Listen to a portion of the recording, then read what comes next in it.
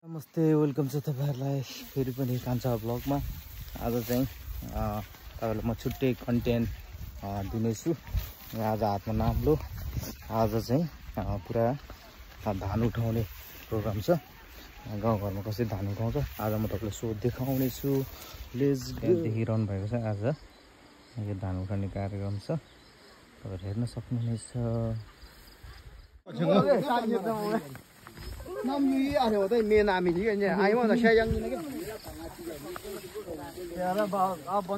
सक्यो आज हाम्रो धान। धान सक्यो कि धान काटेर सक्यो? धान काटेर मुठा पारेर सक्यो भन्न खोजेको। अब गएर झाट्नु हो। बोकेको पनि बनाउनु लाग्यो।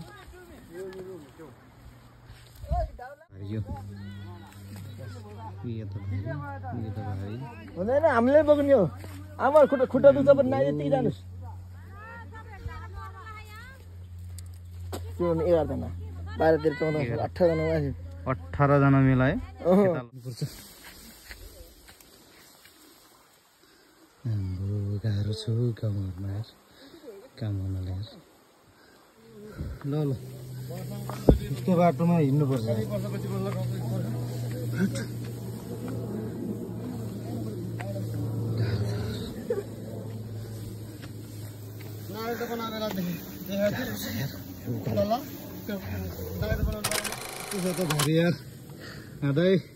भारी जिन्दगीमा यस्तै हो।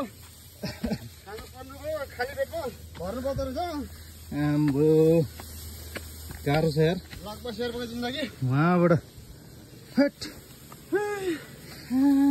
नबोके हुन्छ जिन्दगी भारी। गाह्रो छ है लाउर चाहिँ। हे तेरिका पुर सरकार जागी ठिक छ यार।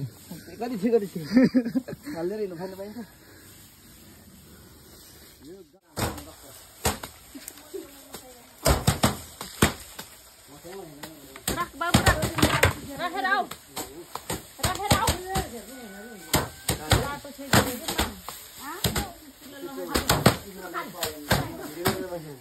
फाइनली खायो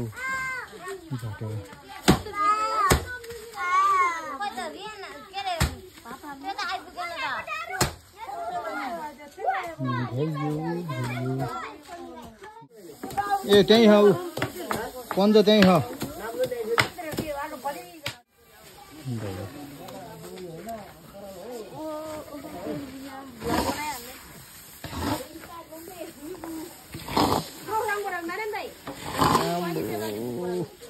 धुलो त